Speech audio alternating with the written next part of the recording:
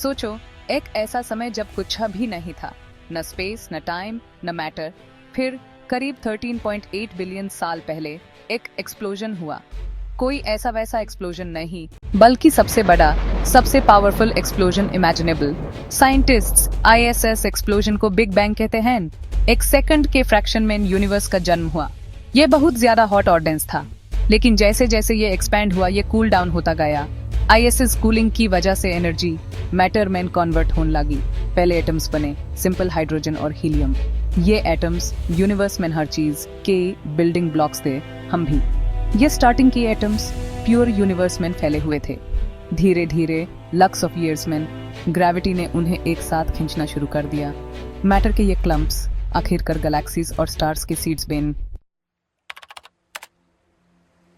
करीब 4.6 बिलियन साल पहले मिल्की वे गैलेक्सी के एक शांत कॉर्नर में गैस और डस्ट के एक जायंट क्लाउड ने कोलैप्स होना शुरू कर दिया।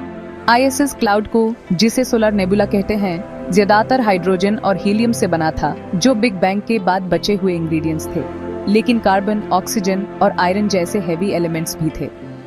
ये एलिमेंट्स लॉन्ग डेड स्टार्स के अंदर बेन थे और उन स्टार्स के एक्सप्लोड होने पर स्पेस में बिखर गए थे। ग्रेविटी ने सोलर नेबुला में मौजूद गैस और डस्ट को सेंटर की तरफ खींचा। जैसे जैसे क्लाउड कोलैप्स हुआ, ये तेज और तेज घूमने लगा। एक फिगर स्केटर के बारे में सोचो, जो स्पिन करते हुए अपनी आर्म्स को अंदर खींचते हैं। वो जितना टाइट खींचते हैं, उतना ही फास्ट स्पिन करते हैं। सोलर नेबुला ने भी सामे चीज की। जैसे जैसे ये छोटा होता गया, ये तेज और तेज स्पिन करता गया। ISS स्पिनिंग ने हमारे सोलर सिस्टम के फॉर्मेशन में एक इम्पोर्टेंट रोल निभाया। स्पिनिंग सोलर नेबुला के सेंटर में टेम्परेचर और प्रेशर अनइमेजिनेबल हो गया। हाइड्रोजन एटम्स अविश्वसनीय फोर्स के साथ एक साथ स्क्वीज्ड हुए और फ्यूज होने लगे। ISS फ्यूजन से एनर्जी का एक बहुत बड़ा अमाउंट रिलीज हुआ और हमारे सन, एक स्टार, का जन्म हुआ। सन का जन्म कोई पीसफुल इवेंट नहीं था। इसने इंटेंस हीट और रेडिएशन ब्लास्ट किया। इसने हाइड्रोजन और हीलियम जैसे लाइटर एलिमेंट्स को सोलर सिस्टम में और दूर धाकेल दिया। हैवी एलिमेंट्स ISS पुश कर रेजिस्ट कर सके और सन के पास ही रहे। एलिमेंट्स का ये सेपरेशन डिसाइड करेगा कि किस टाइप के प्लैनेट्स इवेंचुअली फॉर्म होंगे। यंग सन के चारों तरफ डस्ट और गैस के स्वर्लिंग डिस्क में एक अलग ही प्रोसेस शुरू हुआ, अक्रीशन।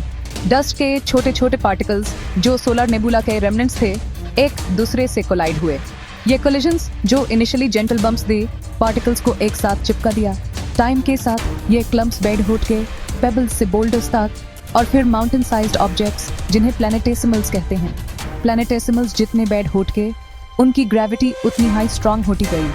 उन्होंने अपने सराउंडिंग्स से ज्यादा मटेरियल अपनी तरफ खींचा, अपने ऑर्बिट्स को क्लियर किया और बड़े होते गए।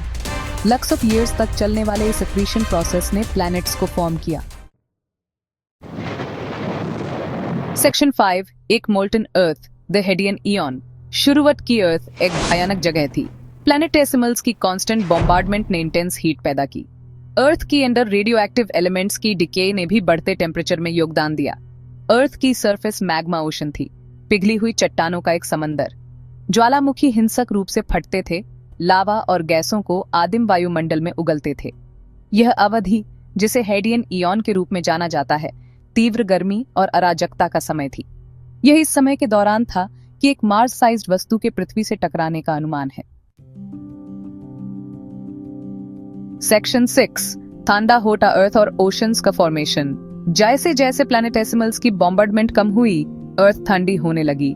मोल्टन सरफेस सॉलिडिफाई हुई और पहली क्रस्ट बनी। लेकिन अर्थ का इंटीरियर अभी भी बहुत ज्यादा गर्म था। वोल्केनोज से निकलने वाली और कमेट्स द्वारा लाई गई वाटर वेपर एटमॉस्फेयर में जमा होने लगी। जैसे जैसे पृथ्वी और ठंडी होती गई, ये वाटर वेपर कंडेंस होती गई, जिससे बादल बने और आखिरकार पृथ्वी की सतह पर बारिश हुई। इन मूसलाधार बारिशों ने निचले इलाकों को भर दिया, जिससे पहले महासागरों का निर्माण हुआ। महासागरों का निर्माण पृथ्वी के इतिहास में एक महत्वपूर्ण क्षण था, जिसने जीवन के उद्भव का मार्ग प्रशस्त किया। सेक्शन 7, जीवन की चिंगारी। अर्थ पर जीवन कैसे शुरू हुआ, इसकी एग्जैक्ट डिटेल्स अभी भी एक रहस्य है। लेकिन साइंटिस्ट्स का मानना है कि जीवन की शुरुआत अर्ली ओशंस में हुई थी, हो सकता है कि वोल्केनिक वेंट्स या पानी के उथले तालाबों में लगभग 3.5 to 4 बिलियन साल पहले ये early life forms simple single celled organisms थे, बैक्टीरिया की तरह। वे अपने एनवायरनमेंट से एनर्जी लेने और रिप्रोड्यूस करने में सक्षम थे। लैक्स ऑफ ईयर्स में ये सिंपल ऑर्गेनिजम्स इवॉल्व और डाइवर्सिफाइड हुए। उन्होंने एनर्जी प्राप्त करने के नए तरीके विकसित किए। कुछ फोटोसिंथेटिक बन गए जो सनलाइट का इस्तेमाल एनर्जी बनाने के लिए करते थे। सेक्शन 8, जीवन से भरपूर एक प्लैनेट। इन हम्बल बिगिनिंग्स से पृथ्वी पर जीवन फलता फूलता रहा। सिंगल सेल्ड ऑर्गेनिजम्स ने अधिक कॉम्प्लेक्स मल्टी सेल्यूलर लाइफ को जन्म दिया। पौधों ने जमीन पर कब्जा कर लिया, जिसके बाद जानवरों का नंबर आया। जीवन की विविधता में विस्फोट हुआ, जो पृथ्वी पर हर जगह फैल गई, सबसे गहरे महासागरों से लेकर सबसे ऊंचे पहाड़ों तक, बिग बैंग से लेकर उस जीवंत ग्रह तक की यात्रा जिसे हम घर कहते हैं, ब्रह्मांड की मौलिक शक्तियों की शक्ति का प्रमाण है। यह एक ऐसी कहानी है जो लगातार सामने आ रही है, हमें ब्रह्मांड में हर चीज के इंटरकनेक्टेडनेस और अपने स्वयं के ग्रह की प्रेशियसनेस की याद दिलाती है, जो अंतरिक्ष की विशालता में जीवन के लिए एक स्वर्ग है। और भी मजेदार कहानियां सुननी है तो झट से हमारे चैनल को सब्सक्राइब करो और घंटी का बटन दबाओ।